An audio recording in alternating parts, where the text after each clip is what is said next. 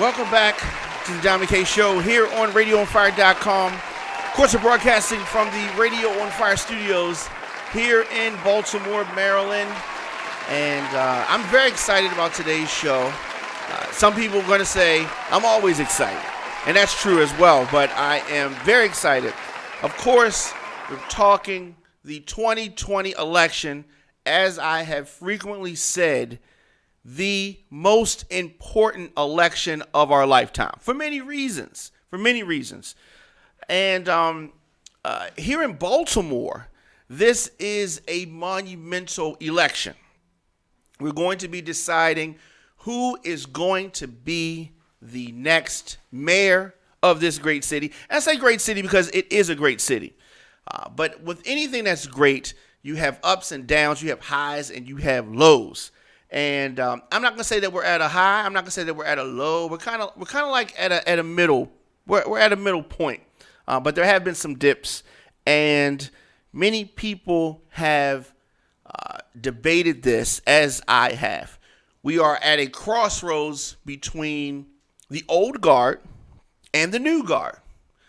Whether we should continue to go on the same path that we've been on as far as leadership, or whether we want to go in a direction where some of the next generation is taking the reins, so to speak.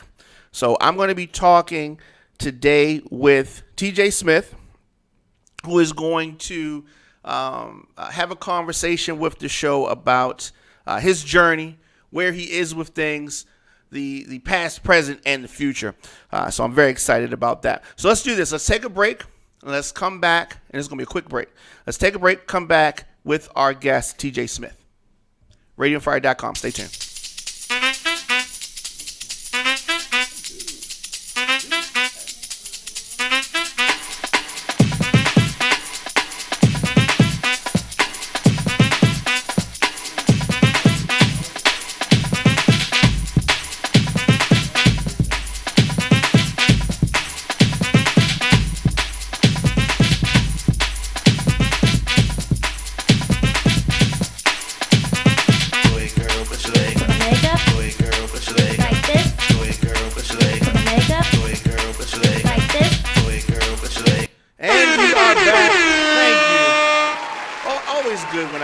Songs like that because it takes me back to a time when I was in the clubs heavy, in the studio heavy, and releasing a lot of music. That's one of my more popular songs. In Philly, okay, so the biggest Philly for that was like Major. But anyway, speaking of Major, I have a very important person for the future of Baltimore. TJ Smith, thank you for joining us. Thanks for coming into the studio. Yes, sir. I've been looking forward to sitting down with you and talking. I'm just going to dive right in. Yes. What made you want to run for mayor of the city of Baltimore? Yeah, well, thanks for having me, and it's a pleasure to be here. You know, we're in a tough time. We're in a really tough time. I grew up here, as you did, and I've seen a lot. And realistically, this is about public service, and I've been in public service my entire adult career. And we have allowed, I think, politics to take over public service when it's supposed to really be about the people and decisions about the people. And watching what has taken place in our city over the last several years has just really pulled at my heartstrings in a way that I've never been pulled before.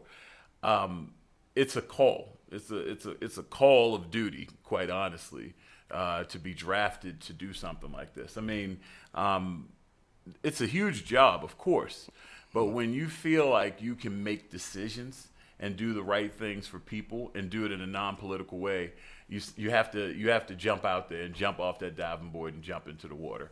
And I felt like, I remember more than a year ago when I left my position at the Baltimore Police Department, people would ask me, especially in media, they wanted me to talk bad about Mayor Pugh. I wasn't talking bad about Mayor Pugh because one of the things I consistently said, her success is our success.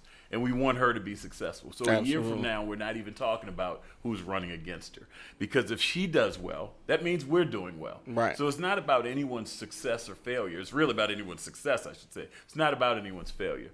But I think that we have to get into a better decision-making process for our city to be able to move in the right direction. It's way too many people dying. It's way too many people leaving the city. It's way too many people in business that are closing up their business, which is closing up opportunity. So we're going to repeat this cycle again years from now because it's that next group of young people that aren't going to have opportunity because there is no opportunity. A couple of things that you said I wanted to touch on. Mm-hmm. I really like how you said it was a calling. Mm-hmm. You know what I mean? And for me, that says that this is bigger than you. Oh yeah. This is bigger than me. This is a big thing. Yes. I also remember the time you're talking about when you left the police department here, and I'm glad that you didn't speak negatively about her.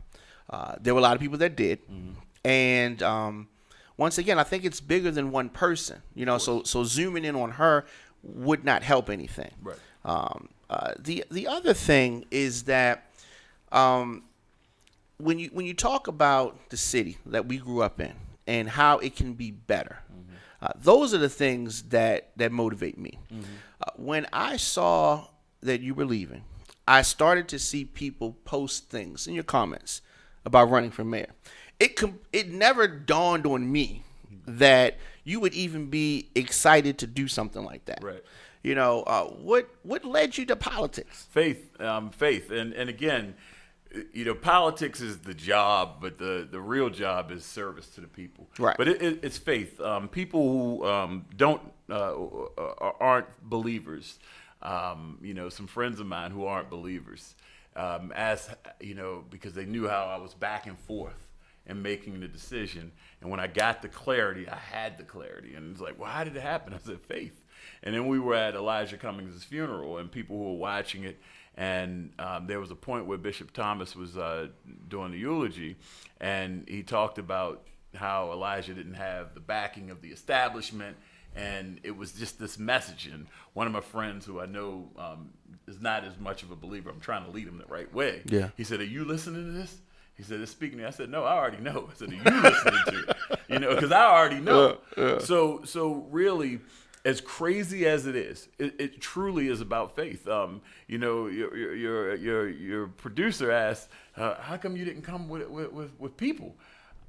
I'm a man of the people. I don't need an entourage. I don't need to bring. I mean, I know what I'm doing here, you know, and I want to be approachable. I'm not gonna become this superhuman individual. That's not what this is about. And like you said, this is bigger. If we put our stock in one human being to fix things, we're gonna fail every time. One human being can't fix things. It doesn't matter if you have the greatest coach in the world coaching a team. If the players on that team don't play, that coach is going to be no good. Yeah. It's about all of us doing this together. Yes, 100%. So where did you grow up? Northwest. We were just talking about that. Over Dofield is where I grew up. Went to Callaway, Falstaff, Poly, and I was at Poly for 2 years, and then Woodlawn for my final 2 years. Yeah. So that's good. I know those areas very well. Your campaign slogan is "Think Different." Please explain to our listeners what that means to you. Every time I talk to people, the biggest thing they say is, "We got to do this different. We have to do things differently. We can't keep doing the same thing." And that's kind of where it originated from. Is from the people. That's exactly the problem. I like going outside the box. You know, we try to teach our kids to color in between the lines, but I like coloring outside the box. You know, let's use the rest of that white paper for something else and make a background or what have you. Yeah. And, you know, like when I came to Baltimore, to the Baltimore Police Department, one of the things that we started doing was live streaming all the press conferences. Why not? And I remember the very first time I did that, when this newer technology had popped up, you could do it from your phone. And I said to myself, I'm about to tell the community via the cameras what's happening. Let me just go live and talk to the community real quick. And that's how it all started. So I like to do things differently. I've always been that way. And I feel like we have to approach government that way, because we can get very complacent and we get stuck in this rut. And you ask questions like, how come we aren't doing it? How come we aren't doing this? How come we aren't doing that? I just saw, like the city of Baltimore, we're finally moving to some more of the automated ways to pay to park. I mean, you think how long it took before we were able to put our credit cards in. Yeah. I mean, you got to keep changing your car to park. Yeah. But you look at D.C., many years ago, they had the apps available for you to park, and we're finally moving in that direction. But it's like, come on, we have to think progressive. We have to think differently and move forward. So that's where it came from. Yes. So what about your management experience or your work as a police spokesman? How have these things prepared you to be mayor of this city? Well, I actually have a master's degree in management and leadership from Johns Hopkins. Right. And, more than just, the paper and saying you have it, I have the experience of being at the top of organizations. I've worked for 3 different jurisdictions, Anne Arundel County, Baltimore County, and Baltimore City, at the top, right next to mayors and county executives and police commissioners at each of those. I've led people, been a leader of people, and you can be an informal leader and a formal leader. And all of these cumulative experiences make you who you are. And, being a leader in the community, I can go back and I look at some of what I was able to do 15 years ago, 20 years ago even, and see being a leader in communities for the improvement of those communities. All of these collective experiences matter. Being a father of a young black boy is leadership as well. Yes. So being at the top and being close to the decision makers and assisting them with decisions is part of a collective leadership experience. And I know I get that question often, and I usually rebut by saying, look at the state of our city and look at the resumes of those who come before me. So let's not get caught up on the people who've been in a particular position their entire career versus those who aren't, because the complacency is a real thing where you just get caught up doing what you do, and the people, and I hope that we can get more into it, the communities. And I used, when I left, I used the song that you were involved in, Hey You Knuckleheads, to talk about the state of some of our communities. And we look at some of the communities that were named and some of the problems that existed in some of those communities then, back in the late 90s, mid 90s. And we look at them today and we're like, oh, what's going on here? How come they aren't progressing? How come these communities aren't progressing? Whenever I talk to people about politics, things that are happening downtown, 2 words come up: transparency and accountability. What do those things mean to you? And do you think that's something that can be improved on? Absolutely. I mean, transparency is my middle name. And, one of the things is funny, when I first got to the Baltimore Police Department, my very first press conference, one of my members of my staff, as I'm out speaking, cut off the reporters. I said afterwards, let's not do that again. I don't need to get cut off. And we can talk until blue in the face. I'm going to answer you if I can. And that's important because I felt like that was necessary, that is necessary for people to see. You're not hiding anything. I'm going to give you as much as I can give you. Accountability is like a word that I think hasn't existed for a while, quite honestly. And some people think it's a bad word. It's necessary. Absolutely. You can go down the layers of accountability. Accountability within the government, and that's beyond just the police department. That's the city government. Accountability on the streets even. Accountability of young people. We have to hold people accountable. We have to hold ourselves accountable as government officials. This is people's tax dollars that are being spent to run the government. And if you're not accountable and you're wasting those funds or you're misusing and misappropriating those funds, that's a problem. And you ask the questions about, would you support an audit? Why wouldn't you support an audit if you're doing it right? That's like your taxes. I mean, here it is. If you're not doing anything wrong, we can look at our current president. We know he's hiding something. That's why he don't want to raise his taxes. So, Clearly.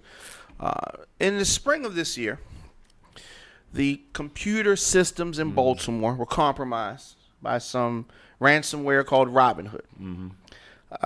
The computer systems in Baltimore City are outdated. Yes. Our IT practices are not what they should be.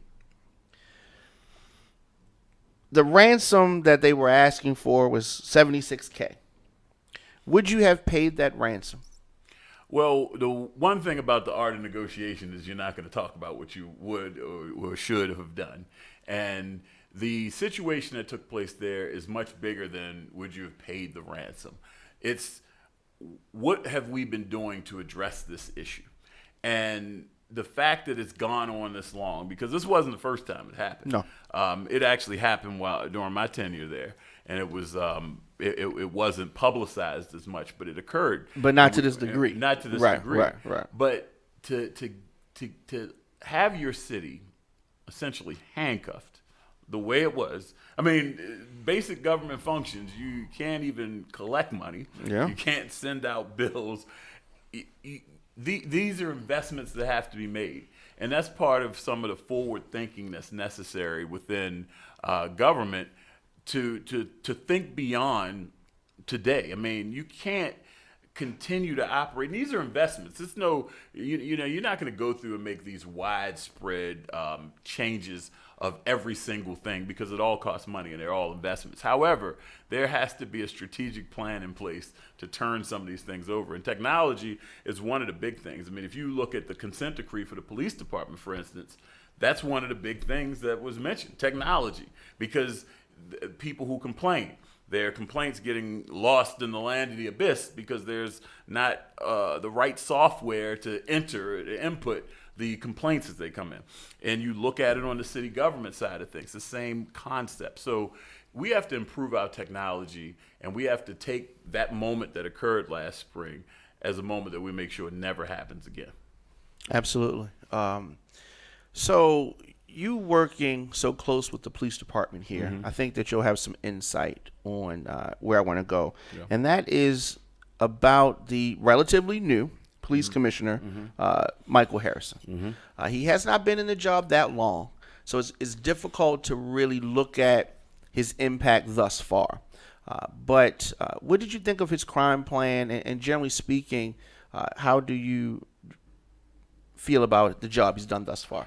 So before I get to his crime plan, one of the issues with Baltimore, and if you can look at the track record, is when things go bad in the city, we blame the police commissioner. That's the person who usually falls. And Yes. You can just look back. And if you want to do a realistic comparison, the Washington Redskins, a very terrible team right down the road from us, look at how many coaches they've had. And then if you look at the Ravens and look at how many coaches they've had over the same time frame, and look at the success level of the organizations. One has hoisted 2 Super Bowl trophies since 2000. The other has made maybe the playoffs once, but they've had 7 or 8 different coaches. Sure. You look at the D.C. Police Department over that same tenure. They've seen dramatic, sustained reductions in violent crime in that city, and they had 2 police commissioners before the last one started. And Baltimore's had 10 different police commissioners, and we haven't seen dramatic, sustained reductions in violent crime. So continuity matters, and it's much bigger than just the police department. Commissioner Harrison is still in the infancy stages of his tenure. Well, I can't even say that because I don't know how long he'll last, because whatever the case, Mayor Young will be the mayor until at least next December, one way or the other. Right. But the crime plan is, on paper, it's good. It's good on paper, short term, long term, because you have to address the short term. And Absolutely. There are long term issues. But we can't continue to look at public safety in Baltimore through strictly the lens of policing. This is much more than a policing issue. This is a poverty issue. This is an employment issue. This is an equitable issue. So it's so many different branches off of the public safety trunk that really have an impact on public safety. Causes for the crime. Absolutely. Yeah. I mean, the New York Police Department didn't overnight turn into this great police department where they go from 2,500 homicides in New York to less than 300 homicides today. They didn't just turn into this great police department. There were other investments made within the city. There was some radical change at the top, and some things were put into place. I like your football analogy, but if you change whoever's in charge of the team, they're going to want to have their coach. I don't like the coach that was here. I want my guy here or my gal here. Well, and that's usually what happens. I'll stop you and say that's also ego. Yes. If you don't believe in the person, then I get it. But if it's strictly for your person, because you owe somebody a favor, then that's not for the people. Yes. And that's part of the problem. Everybody has to put their egos to the side. Crony and do politics. What's best. And that's part of my thing. The friends and family network's going to end. And that doesn't make people happy because, you're not going to be a friend of mine who doesn't have a skill in this particular thing and get a job to head something that's really important. And we've seen things happen like that over time, and you wonder why things are so, screwed up. So it's beyond the police commissioner. Now, there are moments that I feel like there should be a different level of intensity and urgency, like the violence that we're seeing. I wasn't too happy with what happened yesterday, the day before yesterday, with the Detective Suter case. That's needs on my to be list. On the same sheet of music there. This is a man's family that's being put through this, and we're coming out with different statements from different groups across the board. Absolutely ridiculous. Did you know Detective Suter? I've met him. I met him a few times. So with the just complete different views of the same case between State's Attorney Mosby and the Baltimore Police Department, can you get people on the same page? Where's the communication not happening? Well, I mean, I think you have to. Somebody has to be the adult in the room. We're not going out talking about something so significant to the community without us talking about it first. I mean, right. That's like a given. I mean, and first and foremost, the person who decides manner and cause of death is the medical examiner. And the Absolutely. medical examiner has ruled this case a homicide and has not changed the ruling. So the police department doesn't have the ability to change the ruling of death, the cause of death. What we're also misconstruing here with this Maryland State Police report is they reviewed it. So that would be like you saying to your car engine has to be rebuilt, and you take your car to the shop and you tell them what the problem is, and they rebuild it. And you're like, I'm still having a problem. So you take it to get a second and a third opinion. And the third opinion, you give them the diagnostics report and you tell them what happened. But they're not going to go in. They're not taking your car. Your car, they're just looking at the paperwork. This person can be in California. Well, based on what you told me and based on what I'm looking at, they did the right thing. So in reality, the Maryland State Police didn't investigate it. We're using the wrong language here. They did not investigate the case. They reviewed the investigation, and based on what they received, they said it was a thorough job done. So it's no one's. I mean, all of these opinions, and one thing I've never done since I've left is publicly talk about my opinion of what happened. That's not fair to Nicole Suter. That's not fair to Sean Suter's kids and his family for all of these people to be injecting opinions about what happened. We want facts. We want to know what happened. And it's actually okay to say, we do not know what happened. It's okay to say that, but you continue investigating. Yeah, I mean, I agree with that. And the Suter family is a strong family. I really admire the strength that they have displayed during this very difficult time. They're going through a lot. Absolutely. And so this is going to be continuing. I'm sure we have not seen the end. And of of this. course, I mean, I don't want to gloss over the fact you have the trust issues with the police department, right? And then to find out that he was going to be testifying the next day at the GTTF. I mean, I'm telling you, if the walls could talk, when I found that out, it's unbelievable. So the case itself was ripe for conspiracy. But let's put that aside and remember, we're dealing with a human being who has family. And I had issues with some of the investigations with the IRB. I don't think there was malicious intent. However, I met with the IRB, I was whatever y'all need from me, whoever I can direct you to, I was a conduit for them to help them navigate. And there were people they didn't interview. And I'm like, it's very hard to get to some declarative statement when you didn't interview everybody that you should have interviewed. Absolutely. So I had an issue with that. Absolutely. With all of this, it's almost a year since the homicide of Detective Suter. 2 years, actually. Right. 2 I'm years, sorry. yep. Yes. Why did you leave the police department? It was time. I mean, you just have to know when it's time. I mean, it was unstable. And I'm a professional. I've been a professional my entire career. The day that Daryl D'Souza took over as police commissioner, 12 people had their access to the building cut off, had their cell phones cut off, and had their computers taken out of their office. I was one of those 12 people. Again, this is something I don't know if I don't think I've ever publicly spoke about it, so this might be a little exclusive. So I'm like, hold on, I'm texting you saying if you want to go in a different direction, that's fine. I'll help you, transition. That's business. I get it. But I ended up staying, and I wanted to stay for the citizens of Baltimore. That was my reason for staying. And I'm like, probably going to leave. And the next thing you know, then he gets indicted and he goes to jail. And I wanted to stay for interim Commissioner Tuggle. It's like somebody has to be stability. Absolutely. Then as we got closer to the selection of the police commissioner and that started turning into a debacle, I'm like, you know what?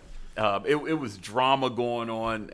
And I just felt like there was a bit of a gap in continuity of leadership throughout. And I'm like, I don't want this on me. I can't be attached when I'm working so far at the top to being attached. It was just time. It was time. It was and I respect that, and I also respect the insight that you knew it was time. Yeah. I, being on the outside, I had an issue with the fact that you want to promote from within, from where I sit. You want to promote from within. And when you bring someone that's from the outside, it really makes it difficult for the folks that have been here. You know what I mean? So I thought that he's been having an uphill battle with that alone. I want to say this, and I hear that a lot, and I get it. And if I became mayor, one of my first charges to Commissioner Harrison is you're cultivating the next commissioner from within the department. That's what one of your charges is. Cultivate the next leader. I don't know which rank they are right now, but cultivate that person for however many years you're here beyond to be the next leader. But we also have to keep in mind that we were coming off an internal chief who went to prison and was investigated by the GTTF prosecutors. So many questions were left. And I think there's a case to be made for an internal boss and an external boss, because I think the paranoia, because you don't know how deep certain things went or who was linked to who back in the day, you have to be very, very methodical about that. And we know that there was an issue vetting. And vetting could have solved a lot of these problems where we didn't have the embarrassment that we had. Absolutely. So that could have solved a lot of these problems. And you have to know who you're choosing, especially when we already know that we have some concerns. Yes, that is 100% right. One of the biggest issues that we have in the city, and normally these conversations that I have are not so police centric, but you having the background that you have, how can we, and I know this is a difficult question, but how can we improve the relationship between the community and the police? Because there is mistrust for various reasons and on both sides. Right. How can we improve that? Well, that takes time, and I think that also starts with leadership in the city. You can't have your government, like I hear, I've said it publicly multiple times before, where I've seen elected officials, dogging the police publicly. And I'm like, how do you expect a young person in Baltimore to want to join the ranks of that agency when you're constantly dogging them? And there are a lot of positions open. Yeah, you can't do that. I mean, if we want Baltimoreans to join the Baltimore Police Department, but we keep dogging them and calling them every name in the book, the math doesn't work there. But there's a responsibility, and we have to instill in the fact that police officers are leaders in their communities, and they're role models whether they like it or not. And customer service is one of my big things. Customer service needs to be improved throughout government, not just in the police department, but throughout government. And, I look at things like, I use Chick-fil-A as an example. If you go to Chick-fil-A, a 16 or 17-year-old is going to greet you, how may I serve you today? And you can do that here in Baltimore, in the middle of California. They're going to greet you the same way. We need better customer service. There are officers that are doing amazing things in the city, and that doesn't get highlighted as much as the officers that do the stupid stuff. And when they do stupid stuff, it needs to be exposed because we don't need those people in the police department, because it sets you back way more than the officer that's doing the right things will move you forward. Yeah. So customer service, but a better understanding. One of the ideas I have, and I got this from some guys on the street, actually, we were talking, and the story that was told to me was so poignant. Said a guy wanted to call the police because a girl he was with, she either spit on him or she did something disrespectful to him. He wanted to call the police. And he said, I'm not going to call the police because I feel like I'm going to get locked up. That's a problem, first of all. So he's a victim, doesn't want to call. And what we have to do is we have to put 21, 22, 23-year-olds, some that aren't from Baltimore, many that aren't from Baltimore, in high-pressure situations with real people. They need to understand that this 25-year-old who's been locked up before is now trying to humble himself to call the police and say, she spit on me. This big argument's going to ensue, and they're going to probably be yelling at you, and it's not your responsibility to say, if y'all don't shut up, I'm going to lock both of y'all up. That's a mature. But that happens. That happens. That's my point. Yeah. And that's why this guy didn't call the police. Now, I think when you look at that situation, that young lady was put in even more danger because that situation could have escalated if she did something more to him. And the root cause would have been the trust.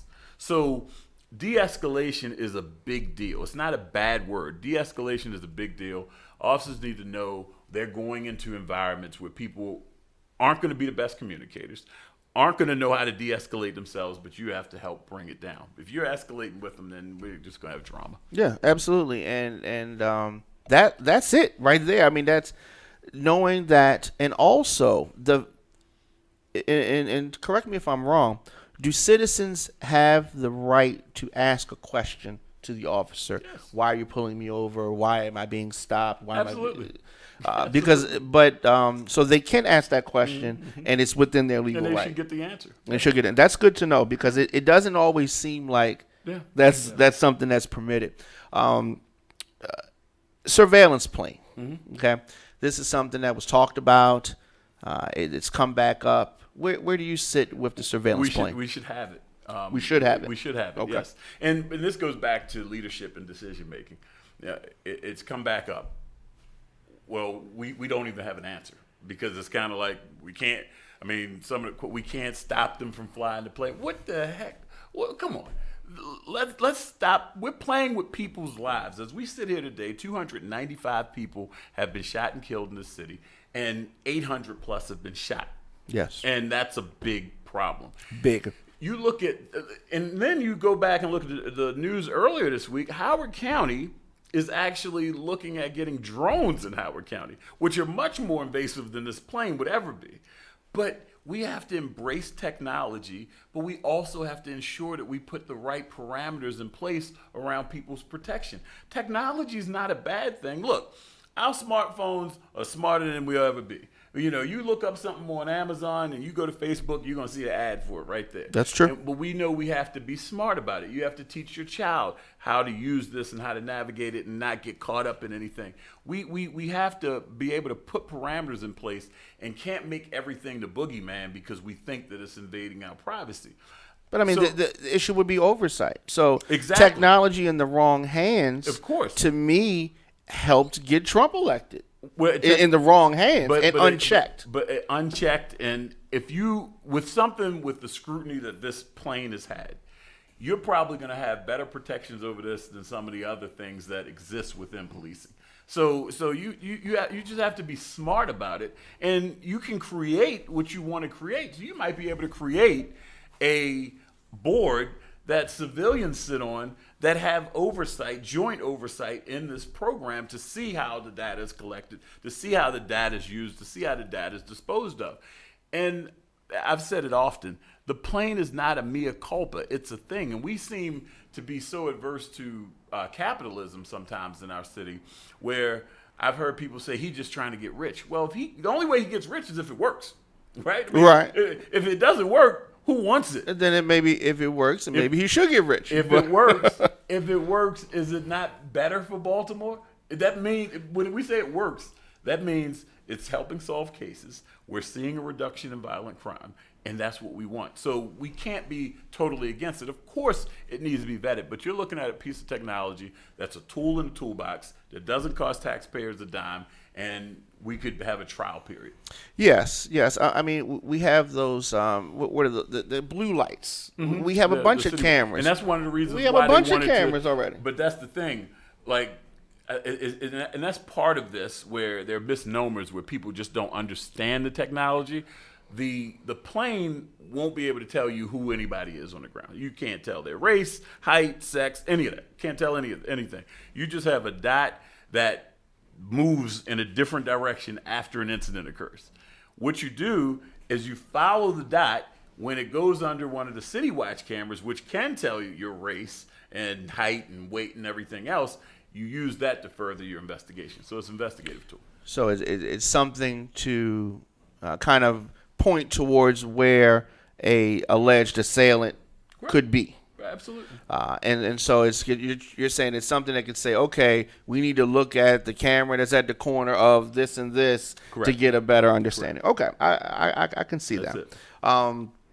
So as far as education, there's no simple fix. Of course. But what is something that you would want to do within your administration to help with education in Baltimore? Well, you brought up something earlier, accountability. Accountability and outcomes are the big things for me when it comes to education. Like, as you dump money into it and you invest money into it, there needs to be a return on that investment. Yes. So we can't just keep inflating the budget. The same thing goes for the police department as well, and the government, without having some outcomes.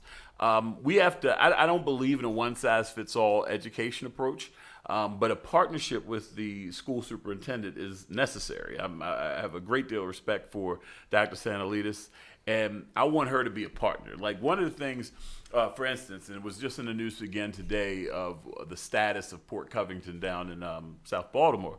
So they broke ground for a couple of cybersecurity companies, and the elected officials are there, the CEOs of the places are there, but the CEO of schools isn't there. I would love to have the school system be a partner as we break ground on new employment opportunities, especially an industry like cybersecurity, which is a huge industry. Absolutely. A lot of new jobs, a lot of opportunity, where she can interface with these CEOs and they can come up with the potential for apprenticeship, for trades, for internships.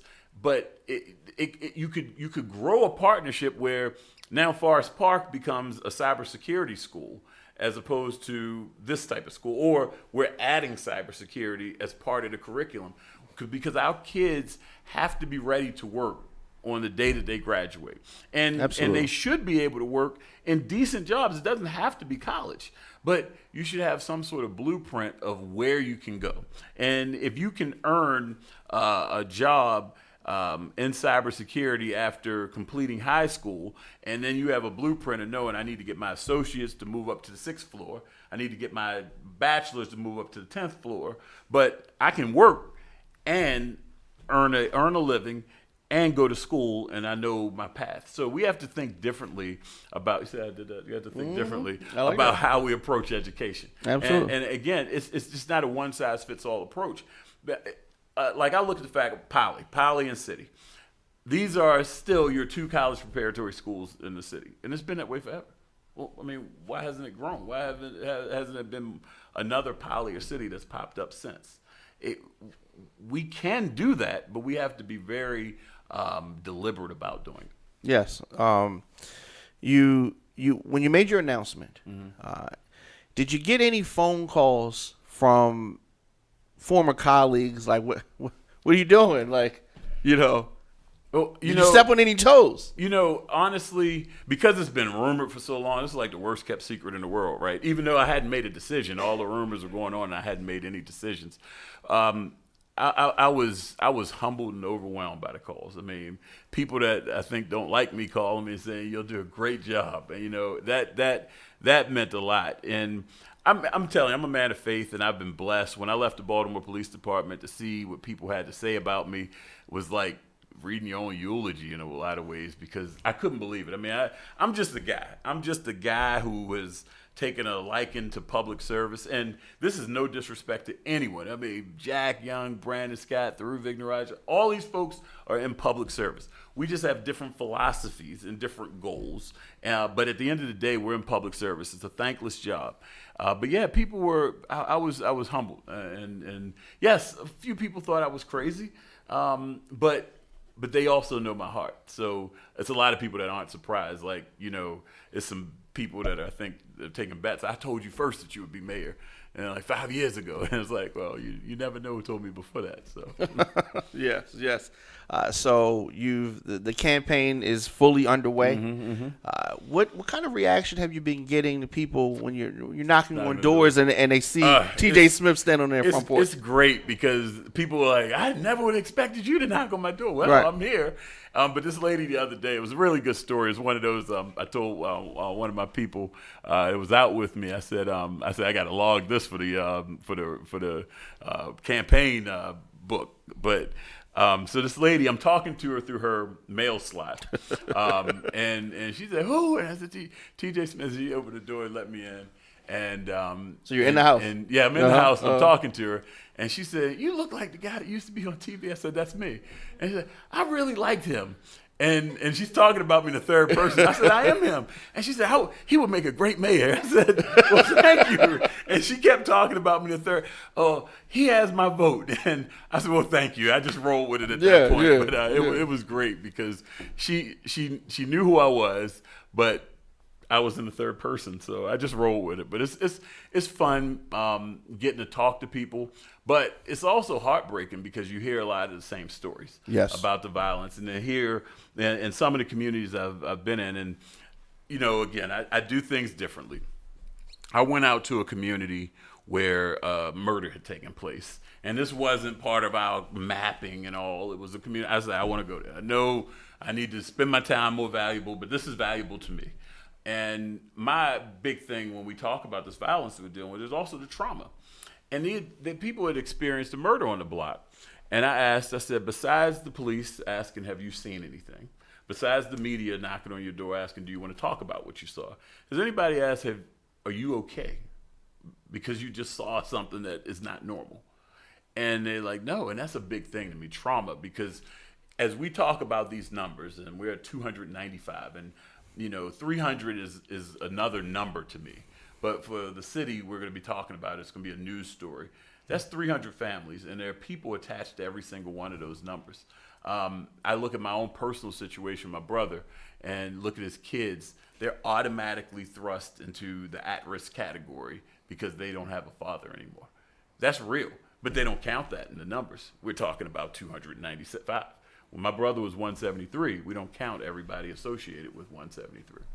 Yes, that is true. I debated whether to bring your brother up, and since you brought it up, I really admired the strength that it took for you to make the announcement where you made the announcement. Yeah, that was hard, man. I mean, was that the decision that you made? Yeah, it was a decision I made. I mean, nobody was gonna make that for me. I wish somebody would bring that up. And I mean, over politicize something. Yeah, I mean, if Cyrus Bean was in your camp, he probably would have suggested you do that. But what? Well, it meant a lot, because people become even more active. The kid Jordan Davis, I believe his name is, in Atlanta, who was killed for having his music up too loud. His mom's a congresswoman now. Yes. And you get more active when this stuff hits home. I think that it really ignited her to do that. And I'm going to tell you, I've been in front of the camera for a number of years, and I'm rarely ever nervous. I was nervous the very first day in Baltimore when I first did my first news. I was nervous, obviously, the day that I announced that my brother was killed. And I was nervous when I came back because I knew I was going to get asked about it, and I was reporting on a homicide again. And I was nervous when I made my announcement. I read names of victims, and my cousin Taji was my first name that I read. And man, that stuff hurts, man. I'm friends with a lot of family members who I've befriended them over the years because, again, this stuff for me, it's not just business. This is real life. and real life circumstances that people are dealing with. And I've befriended so many people, and to see that hurt and that heartbreak and reading these names out was hard. That was hard. Yes. It was a genuine moment, and I saw everything that you're describing. I saw that in your face and everything. So you're on this path. Yeah. We have an election coming up. And I appreciate you've been very generous with your time, and I've kept you longer than I said that I would. For you to be the mayor, you're going to have to work with some Republicans. The governor comes to mind. I'm gonna have to work with people. But I'm gonna have to work with people who might have a different philosophy. Yes. To achieving things. Can you do that? Man, look. First of all, Baltimoreans don't give a crap about Democrat, Republican when it comes to local stuff. If you live in a community that has trash in it, they don't care if a Democrat or Republican comes and cleans it up. If you live in a community that has gunfire and bodies and shootings every day, they don't care if it's a Democrat or Republican that's going to clean it up. We have to work together, and if anyone wants to be in this race to make it about party, then they're short-sighted, and that's the ego, that's divisiveness. We don't need that. Whoever the governor is, whoever our representatives are, need to be held accountable. And I'm a man of faith, and I believe in being held accountable as well. And we have to shed the ego for the will of the people. Most of us that are going to be in politics are going to make a good salary and have means to not be in environments that have problems, but we can't disconnect ourselves from that. And that's a big deal for me. I don't want to disconnect myself from that, and it's a huge deal. So working with anyone who has the best interests of our residents is a priority. And if you're going to arbitrarily cut someone off because of these things, I mean, the mayor of Baltimore is not going to have an impact on Roe versus Wade. It's not going to have an impact on the Second Amendment. So let's get down to what you can have an impact on. And one of them is holding more gun offenders more responsible. I'll tell you this real quick. We've been in decision paralysis in the city where we haven't put forth any legislation that holds people who want to kill your family members or harm your family members more accountable. Yes. We've actually held plastic bags, straws, and styrofoam cups more accountable than gun offenders in the city over the last several years. That's a problem. We have to prioritize what we're doing to keep people safe. But we also have to be very deliberate and strategic about how we allocate funds in order to get people working. One of my big things is behind the walls. There's a finite group of people who want to hurt people, right? People from behind the walls, whether they were in for violent crime or nonviolent crime, they are susceptible to coming back and being a repeat offender. But if we can intercept them, which can be done, and they're proven programs with high outcomes of reducing the recidivism rate where this person doesn't go back into a life of crime, we have to invest in such things. We have to teach people how to work. We can't just give people jobs. We say jobs. Everybody says that. But if they're not prepared for the job and they lose the job, that's a negative reinforcer, which is going to push them closer to the corner again, closer to doing something bad again. We have to make sure it's equitable transportation. Our pockets of poverty where people don't have vehicles and have to rely on public transportation, and that public transportation is unreliable to get them to the hubs of employment, that's a problem. That's a problem. We're making it difficult for people who are already in difficult circumstances. And these are things that have to be looked at. And as we are deliberate and intentional about workforce development and infrastructure development, if we're repaving a road in the community in West Baltimore, what's stopping us from ensuring, as we tackle this big project of Project Core, for instance, where we're tearing down vacant homes, can we make sure we get training for people who live in these communities where they can literally wake up and be at work? We have to think differently about how we're going to get people working. Because I'm telling you, I used to tell guys this all the time, you work hard enough, you ain't going to want to be out on them streets. You can be home, sleep. Yes, that is true. I'm going to take liberty to ask you to do me a favor, if possible. It's going to be difficult. It's going to be difficult because nobody seems to do it. But to me, it's simple. Mm-hmm. You become mayor. Mm-hmm. Can you make an attempt to give us 2 trash days. 2 trash Two days. Yes, trash yes. days. It seems very simple, but it would make such a big difference. Well, it used to be. It that used way. to be. So it's not a foreign concept. It's a budgetary concept. Yes. Well, we can find money for everything. yes, We yes. can find money for another trash day. That would help the city. Well, cleanliness is a huge deal. It's not. Yeah. This is not just this peripheral thing. That's a big deal. And you look at New York City. I think they have like 24-hour trash collection in New York City. Yeah. And it's something whether it's extended hours of trash collection or whether it's multiple days. It's something that I've heard. As people, most of what I hear when I knock on doors, of course, is crime, number one. But when we take crime off the table, cleanliness and trash is a big, big thing. So yeah, that's something that is on the radar, and it's something that from a budgetary end you look at and see if you can do it, and if you have the means to do it, it's a necessity because the cleaner it is. I mean, walk down to the harbor. I mean, I know the harbor is not necessarily part of the trash. That's a different level of sustainability. But you walk across this beautiful waterfront, and it'd be people from out of town. Then you get to a corner where all this trash is just gathered up, and it just takes away from the moment. And it's not that far from the inner harbor. And I will also come back on Radio on Fire once I'm mayor too. I appreciate that. I appreciate that. We have to stay connected to Yes. people, man. Yes. I do worry about one thing with you. You are in the ocean with sharks. This is a dirty game. Yes. Are you ready to be able to take on the dirt, the mudslinging, all the stuff that comes with where you're going? Yeah.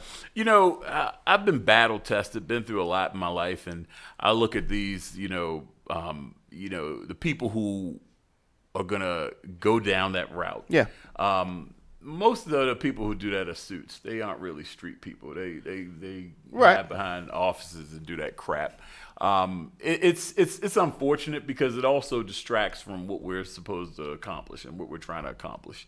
I'm here to give it my best effort to give people the option to think outside the status quo, and I've battle tested. Most of these people have never heard a mother screaming and crying from losing her child. Most of these people have never been in an environment where you're ducking and running from gunfire and all. So, the nastiness and the mudslinging, that's part of the game. It's unfortunate, but I hope that when I prevail, that I can say, let's hit the reset button, y'all. And if you take care of people, the people will take care of you, and we don't have to go. My focus is not on what anyone is doing. It, of course, will be on what hasn't been done and what we can do, but this isn't personal for me. It isn't personal for me against anyone. It's personal for me and what we're dealing with in this city. Yes. And it's personal for me because I've also been affected by it. Yes. How can people support your campaign? TJSmithforBaltimore.com. You can go to it, sign up. Grassroots, $5, $10, $25, whatever you can give, because unfortunately, campaigns run on money. And I hate begging, asking people for money. But I'm in it for the right reasons. And, I think that we can do some amazing things, some good government stuff where you can call and be respected on the phone. You say, well, how are you going to do that? Well, it starts at the top. And we've seen some nasty things at the top, and it starts at the top, and it starts with the department heads and the agency heads, where you have a responsibility. If we're calling in to inquire about a water bill and somebody's being nasty, you need to correct it. And, it's simple. And talk about that real quick. I'm sorry, I have to bring this up. Right. The Ritz-Carlton. $1 million condos on the waterfront went 10 years without paying their water bill. They tried. To their defense, they tried to pay their water bills. And we have little old ladies who get tax liens and get threatened with losing their home over their little water bills that are mainly incorrect. And they get threatened to be kicked out of their home. The stress that's added on them at their age, a lot of them. Right. And we have $1 million corporation that hasn't paid in 10 years and that's trying to pay. Basic function of government. You get to collect the money. That's how government runs. And I sit back and think, if that slipped through the cracks, what else slips through the cracks? Right. That's true. And the fact that these things happen and it's on your radar means that you do care about these issues. Most of our politicians don't even speak about something like that. We found $5.6 million in DPW that have been sitting on the books. I mean, it's just like, I mean, we have to, but complacency does that. You when you don't have fresh eyes, I mean, you can scale this back to the Detective Suiter case. The whole concept of getting another set of eyes on it is to see things that others aren't seeing, to look at it and look at the level of integrity in it. So a fresh set of eyes doesn't hurt. And when the same set of eyes is on something for too long, it's time to move on. Yes, and for Baltimore, it's time for us to move on. Yeah. Sadly, it is. Yeah. Well, it happens. It's part of life. It does. Yeah. I really appreciate you taking time to speak with me. Great. If you could speak directly to the citizens and tell them why you need their vote, and I'll give you last words. All right. Well, cool. Well, thank you all for listening, and I appreciate any support. TJSmithforbaltimore.com. I'm asking for your support if you really want to see a seismic shift and a seismic change in Baltimore. We already know what to expect moving forward. And if that's what you're comfortable with, then that option's there for you. If you're tired, if you're fed up, and you're ready for a regular person who's a public servant and has been in positions of leadership over the past 20 years, then I'm your guy. And I'm going to go out and prove it to you. You can follow me on social media at TJ Smith Baltimore and at TJ Smith B More on Twitter. And you can see what I'm doing. I'm an open book. And I've been out there, and I'm going to continue to be out there. So I appreciate everyone's words of support. And if you have another candidate in this race, that's the American way, and I'm not hating on you for it. All right. Thank you. Yeah. All right. We'll see you guys Monday.